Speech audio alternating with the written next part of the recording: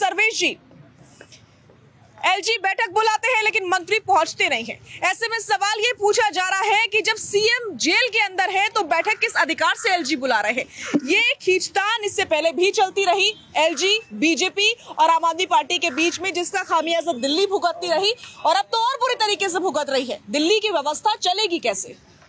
साजिया जी, सबसे पहले आज हिंदू नववर्ष 2081 चैत्र नवरात्र गुड़ी पड़वा की आपके सभी दर्शकों को हार्दिक शुभकामनाएं और मेरे सारे पैनलिस्ट भाइयों को और आपको भी।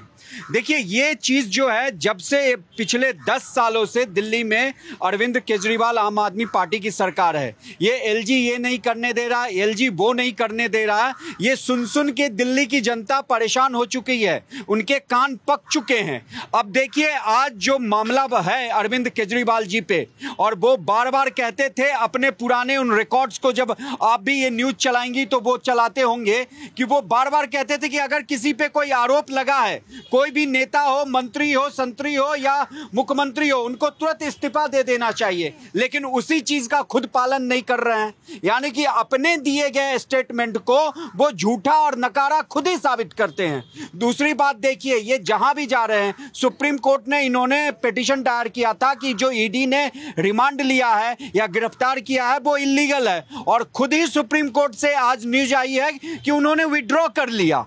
और विड्रॉ इसलिए कर लिया कि उन्हें ये था कि ये माननीय चीफ जस्टिस के जो है चंद्रचूड़ साहब, उनके कोर्ट में सुना जाएगा। लेकिन जैसे ही केस ट्रांसफर कर दिया गया दूसरे न्यायालय में, मतलब कोर्ट नंबर 2 में, जहां 3 जजों की बेंच थी, तो इन्होंने क्या परमुटेशन कॉम्बिनेशन लगाया, क्या सोचा। मान लीजिए अगर वहां से रिजेक्ट हो जाता तो इनके पास कोई ऑप्शन नहीं रहता, ना तो ये लोअर कोर्ट जा पाते, न ही उच्च न्यायालय हाई कोर्ट जा पाते। अब आप अंदाजा लगाइए कि जिस तरह अरविंद केजरीवाल ये अपने दिए हुए बातों से, कि कोई नेता हो अगर उस पे ऐसे आरोप लगते हैं, कन्विक्ट होना दूसरी बात है, उनको इस्तीफा दे देना चाहिए। और जब स्वयं जेल की सलाखों के पीछे है तो कहते हैं हम जेल से चलाएंगे सरकार। आखिर कैसे चलाएंगे? एलजी साहब अगर बैठक बुला रहे हैं तो ये पूरी की पूरी तरह अराजकता है ना, कि हम नहीं जाएंगे, जैसे सौरभ भारद्वाज कह रहे हैं। ठीक है, संजीव जी से जवाब ले लेते हैं। संजीव जी, सौरभ भारद्वाज पूछ रहे हैं कि दिल्ली के एलजी किस अधिकार से बैठक बुला रहे हैं? जब सीएम जेल के अंदर है तो वो किस अधिकार के साथ बैठक बुला सकते हैं? क्या वाकई दिल्ली के एलजी कोई मायने नहीं रखते, उनका पद कोई मायने नहीं रखता? 10 साल तक आम आदमी पार्टी ने कोर्ट में केस लड़ा था कि दिल्ली सरकार के अधीन में प्रशासन होना चाहिए या नहीं होना चाहिए। सुप्रीम कोर्ट ने एक फैसला दिया था कि किसी भी सरकार को चलाने के लिए जब तक प्रशासनिक अधिकारी उसके अंडर में नहीं दिए जाएंगे, तब तक किसी भी काम को संपादित कराने का कोई अधिकार नहीं रहेगा, और ना ही उसे दंडित किया जा सकता है और ना ही उसे पुरस्कृत किया जा सकता है। कल्पना कीजिए कि देश में सबसे बड़े प्रधानमंत्री होते हैं, प्रधानमंत्री के अंडर में काम करने वाले यदि मंत्री उनका बात ना माने तो सबसे बड़े मुख्यमंत्री होते हैं स्टेट में मुख्यमंत्री की बात यदि प्रशासनिक अधिकारी नहीं माने तो वित्त सचिव के एजेंट्स में यदि मंत्री को ही चला जाना पड़े कि हमारी बात नहीं मानता है तो कैसे काम होगा? तो जो व्यवस्था सरकार ने दी थी, ऊपर से सुप्रीम कोर्ट ने सरकार को दी थी, उसको देश के इस सरकार ने संसद में कानून लाके पलट दिया कि नहीं, सर्वे सर्वा हम है, ये हम सर्वे सर्वा रहेंगे और पिछले दरवाजे से एलजी के माध्यम से दिल्ली में हम राज करेंगे। सवाल यह है कि दिल्ली की जनता ने यदि आपको बाहर का रास्ता दिखा दिया है तो काम तो करने दीजिए ना, अधिकारी को उसके अंडर में रहने दीजिए ना। जब अधिकारी उसके अंडर में नहीं रहेगा काम कैसे होगा? यदि सचिव वित्त मंत्री की बात नहीं माने तो कैसे काम कराएगा वो? यदि किसी भी मंत्रालय की बात हम कर रहे हैं तो एक व्यवस्था ऐसी बना दी गई कि मजबूरी में ये टकराहट पैदा होना ही था। अब आज के वक्त में यदि एलजी साहब सचमुच में यदि वो बैठक बुलाते हैं तो किस हैसियत से बुलाते हैं? मुख्यमंत्री के रहते हुए। तो मुख्यमंत्री को पहले सस्पेंड करो, मुख्यमंत्री को डिसमिस करो, राष्ट्रपति शासन लागू करो, उसके बाद में सर्वे सर्वा बने वो काम करे। लेकिन मुख्यमंत्री के रहते हुए ये अधिकार उनको किसने दिया? ठीक है, इस सवाल का जवाब मनीष जी से ले लेते हैं। मनीष जी, क्या वाकई ये सवाल सही है कि किस हैसियत से एलजी साहब बैठक बुला रहे हैं जब मुख्यमंत्री को ना डिसमिस किया गया है, ना ही उन्होंने अपने पद से इस्तीफा दिया है? आम आदमी पार्टी के नेताओं ने जब से ये पार्टी पैदा हुई है तब से आज तक आरोप लगाने के अलावा आरोप लगाने के अलावा, प्रश्न पूछने के अलावा कुछ नहीं किया। इसका जवाब दीजिए ना लोग। पहले शीला दीक्षित चोर थी, चिदम्बरम चोर थे, सोनिया गांधी चोर थी, अब वो परम पवित्र हो गए। अब उसके बाद दुनिया के पहले ऐसे मुख्यमंत्री अरविंद केजरीवाल बने जिनके पास कोई डिपार्टमेंट नहीं है। सारी कहानी जवाब नहीं, जवाब दीजिए यार अब आइए बात, अब अगर देखिए हमें ये समझना पड़ेगा, दिल्ली का जो नेचर है वो कॉम्प्लेक्स है। दिल्ली देश की राजधानी है, ये पूर्ण राज्य नहीं है, ये केंद्र शासित प्रदेश भी है और यहाँ शक्तियां एलजी के पास हैं जो सुप्रीम कोर्ट ने फाइनल किया है।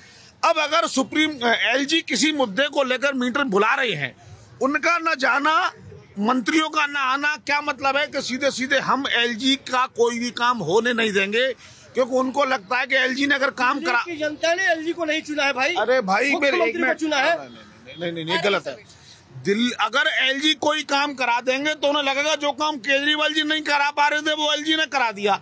तो सिर्फ इसलिए कि कोई काम हो ना जाए, डेवलपमेंट कोई हो ना जाए, ये काम इसलिए रोका जा रहा है। आप देखिए आयुष्मान योजना बिल्कुल इसी मॉडल, तब तो अरविंद केजरीवाल जी जेल में नहीं थे, तब तो अपने 55 करोड़ के राजमहल में थे।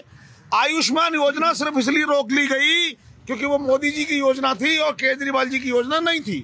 तो आम आदमी पार्टी सिर्फ माहौल खराब करने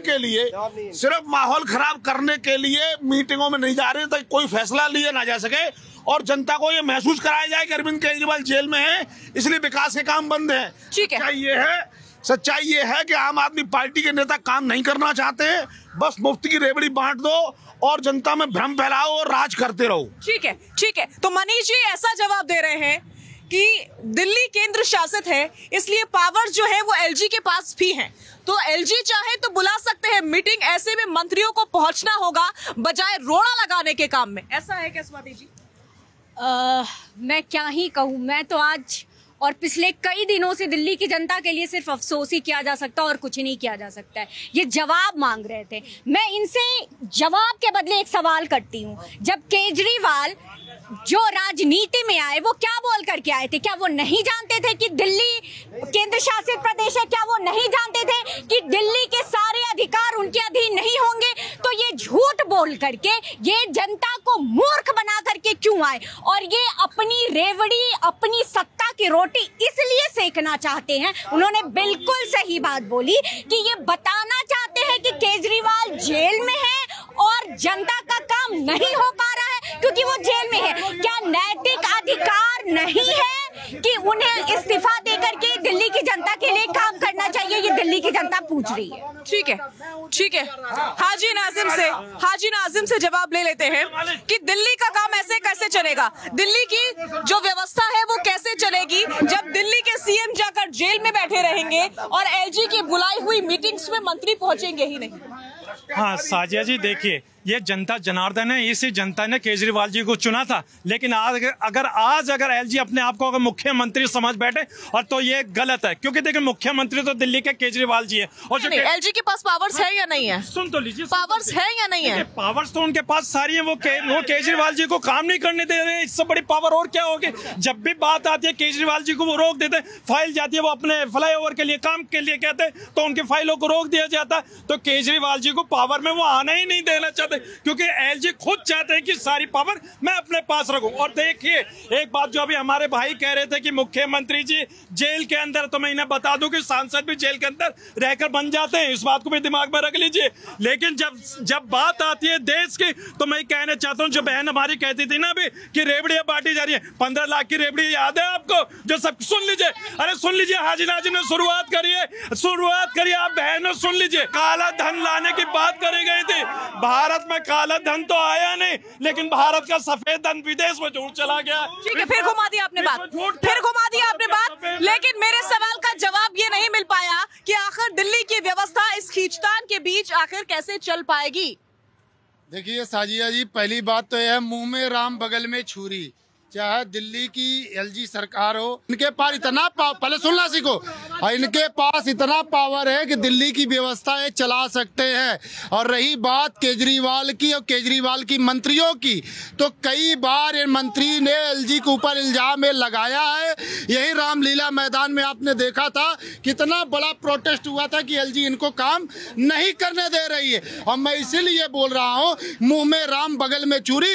आज केजरीवाल जब जेल के अंदर है तो एलजी मीटिंग बुला रही है और दिल्ली को उसको चिंता होने लगी है। और जब यही आप सरकार एलजी को काम देते थे कि ये काम होना चाहिए तो एलजी फाइलें हटा देती थी और नहीं काम करने का काम करता था। अभी तो एलजी काम चाह रहे ना कि काम होना चाहिए दिल्ली का, काम में कोई रुकावट ना आए, तो जब वो कोई मीटिंग बुलाते हैं तो दिल्ली के मंत्री पहुंचते क्यों नहीं है, उस मीटिंग पर सवाल क्यों उठाते हैं?